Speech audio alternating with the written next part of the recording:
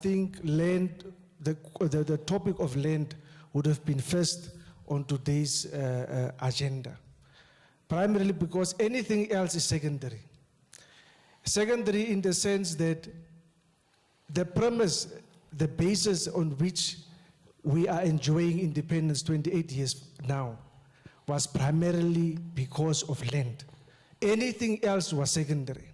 And this narrative which some want to create here, these scarecrow tactics in saying that when it comes to land, we have to be careful, we have to be considerate regarding investment, what have you. That is a defeatist narrative. And it appears to be that there's a deliberate PR campaign today. Whether this platform is part of that PR machinery remains to be seen. But that PR campaign is primarily preoccupied to dilute the debate of land expropriation without compensation, which is a discourse. All of us, most of us, particularly those ones, I hope where's the Honorable Minister that was here, that tried to put this under the mat. Having said that, regarding land, we should never forget that land is not only confined to agricultural purposes. What we are standing on is land. The mines which you see at Rasion uranium, Scorpion zinc, they are not being operated on or things being excavated there from the air. No, it comes from the ground. The property which we are talking of, the high rent prices, these things are not in the air. No, they are on land. So we should stop trying to divert from the main issue, which is the importance thereof, which is what else can you do with land besides agricultural purposes. Thank yes, you. Yes, just Ricardo. Time is running out. Yeah, yes. Time is running out, Benedict. I'm about to finish. Time is really running out. Yes, I'm about to finish. So that's why we are saying land expropriation without compensation. Can you cut that mic, please, so we can move on to the next person? Thank you, Benedict. Thank you, guys. If I allow you to speak, the others won't get a chance. We can continue after the break. Yes, sir. Just switch on the mic, please. Yeah, I'm Matheus Franz. I am a student. My question is to Dr. John. He told us here the movement of people from rural to urban settlement to increase more sheikhs. So are sheikhs part of our vision 2030? And if it's no, what's the solution to that? Thank you. Thanks, sir. Yeah, him has been holding. I think we'll take two more questions and then we'll. It's me. Yes, thank you, Doctor, for your open mind approach and presentation. Doctor, you correctly noted that 1,000 years, people have been using their cattle and land as a form of investment. Who's the first investor, and how are their rights protected versus the modern investor? Modern investor right, which is more importantly and protected in the property rights, and which continue to patronize us and manipulate us with the notion of capital flight. So please balance me. Where do we draw the line? Obviously in a bit of keeping everything intact, but without continuing to kind of infringe on those rights that have already been infringed on. Yes. Hello.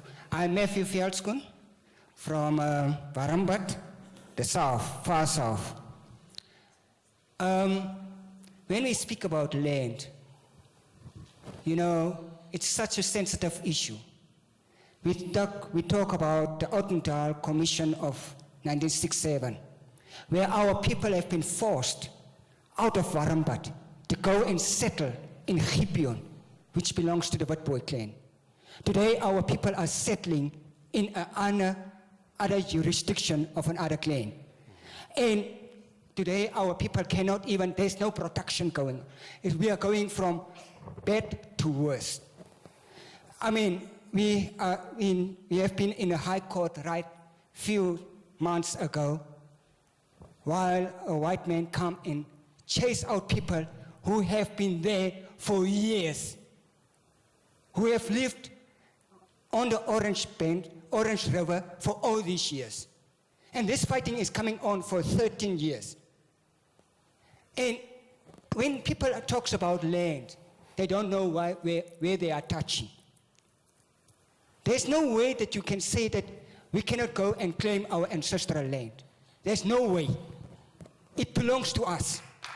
And everyone can get land. We are just 2 million. And look to the hectares of land that we have in Namibia. We are just 2 million. And then one guy, they even doesn't measure that land. They take a horse and run with the horse and measure that way, because the hectares of land that they occupy can be occupied by at least 10 families. Start thinking wise and think about us who are still stagnated in poverty. I think you can answer that round, and then we can have some more afterwards. I respect all of your critical comments. I understand. Dr. John, just, the podium here. Thank you for those comments, and I respect them, and they're very critical. I see things differently, not in terms of ancestral land rights and respecting those. It is for that kind of reason that I pointed out how people are losing their land rights even today. What does worry me is, the gentleman spoke about somebody alluding to the idea that you can make a living off a hectare of land between Ochirongo and Otavi. That's just not possible. That people want land, I appreciate that. The question remains, and the answers to that, the answer to the question of who should own land is essentially, it's in the dimension of the realm of politics. What that land can or should be used for has an economic dimension. My point about 27%, more than a quarter of the population, not being able to own land in urban areas, I think that's a fair technical question that bothers a lot of people. And I think that's worth addressing.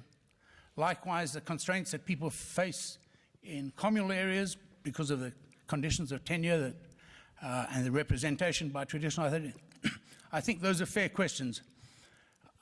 So, in a nutshell, I appreciate your point of view. The black-white problem, if you like, or the ancestral land rights, those are serious issues that need to be addressed. At the same time, and really the purpose of my talk is to draw attention to the fact that the majority of people in Namibia, even if you gave each person a few hectares of land, that's not going to change their situation. But solutions to their situation, or at least alleviating some of their plight that they have now, are within reach. And I wish that those points or those concerns could be voiced at the land conference. And they're not on the agenda, essentially.